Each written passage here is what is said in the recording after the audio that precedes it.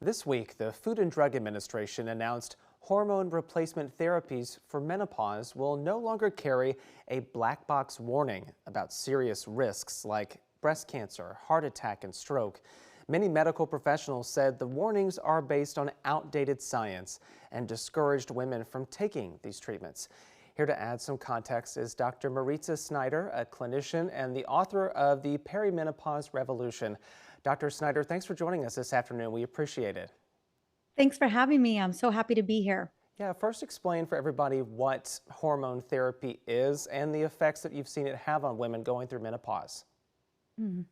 Hormone therapy, particularly bioidentical hormone therapy, is putting exogenous hormones back into the body to help women mitigate symptoms, but to also reduce the risk of osteoporosis, cognitive decline, and cardiovascular disease.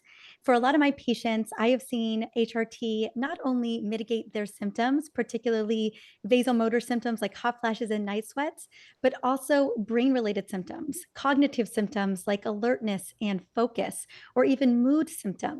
HRT is a beautiful tool in the toolbox for women navigating perimenopause, menopause, and beyond. And I'm so grateful that we are celebrating this historic event this week, where the FDA is removing the black box warning and hopefully empowering women to feel that they have safe and efficacious tools to navigate these profound transitions. You touched on it there, but with this announcement from the FDA, what effect do you think it's going to have to remove that black box warning?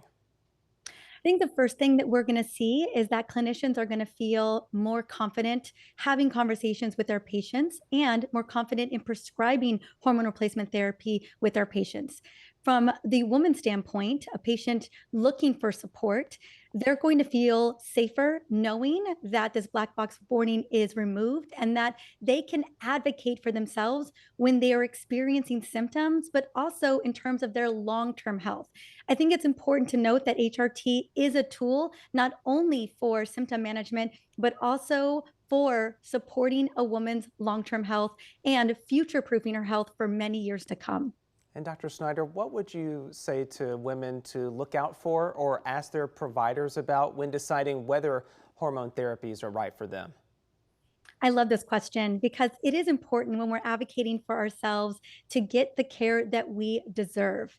And again, this label changes giving women more access, but it's important to be clear that more access doesn't mean more clarity. Hmm. Many women are still walking into doctors' offices without support or guidance. There was a big study with the Mayo Clinic that just happened, and it was 5,000 women that they looked at in menopause between the ages of 45 and the early 50s. 87% of these women did not seek out menopausal care because they felt like they shouldn't bother with it, or they didn't have the knowledge to advocate for themselves. And so the questions I think women should be asking when they go to their clinician is, what kind of hormones are we talking about? Do you prescribe HRT? Do you feel confident providing menopause or perimenopausal care? What is the delivery method that you would recommend, a patch, pill, or cream? And most importantly, does this fit with my healthcare plan based on my health history? With HRT, this is not a one size fits all or a cookie cutter approach. Every woman is going to be unique and really needs a tailored plan. And so when we're able to ask these questions, we are able to get the personalized care that we deserve. And really, HRT should never be handed out without a full conversation about the risk and benefits for that particular patient. Definitely some good questions for people to take to their next doctor appointment. But zooming out just a little bit, what are some of the other recommendations you have for women going through menopause? I love this question because hormones can be really helpful. They are great optimizers, but they're not always a magic pill. If your metabolism is struggling, so you have metabolic dysfunction or blood sugar deregulation, your insulin is spiking, or your sleep is poor, and your stress is high, hormones alone are not going to address that. So I tell my patients, your symptoms are driven by more than just low estrogen and progesterone. We have to support the entire body, including our blood sugar, our muscle, our cellular energy, our gut health, and liver function, all of which can be impacted when we go through perimenopause and menopause. So HRT is a tool, but it's not a fix-all.